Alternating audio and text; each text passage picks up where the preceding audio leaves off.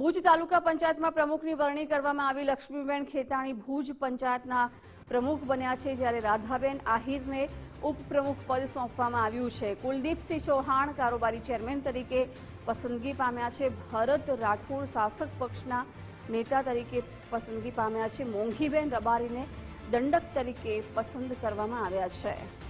ભુજ તાલુકા પંચાયત માટે આજે હોદ્દેદારોની વરણી કરી લેવામાં આવી છે। લક્ષ્મીબેન ખેતાણી ભુજ પંચાયતના પ્રમુખ બન્યા છે। રાધાબેન આહિરને ઉપપ્રમુખ પદ સોંપવામાં આવ્યું છે, જ્યારે કુલદીપસિંહ ચૌહાણ કારોબારી ચેરમેન તરીકે પસંદ કરાયા છે અને ભરત રાઠોડને શાસક પક્ષના નેતા તરીકે પસંદ કરાયા છે, જ્યારે મોંઘીબેન રબારીને દંડક તરીકે પસંદ કરાયા છે।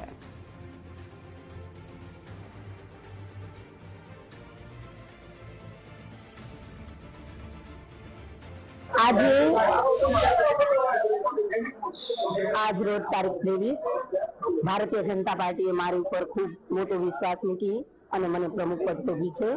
એ હું સારી રીતે સંભાળીશ અને જે કાંઈ કામ આમ તો કામ થાય જ છે, પણ આ બાકીના જે કામ છે એ સારી રીતે સંભાળશું। અમે અમારી ટીમને સાથે મળીને કામ કરશું ને જે જગ્યાએ પાણીની સુવિધા નથી, ઓછી છે એવું અમુક ભાઈ કે છે, પણ એ તો બધું સારી રીતે વિકાસ તો ચાલુ જ છે, થાય જ છે। એ બધું અમે સારી રીતે સંભાળશું।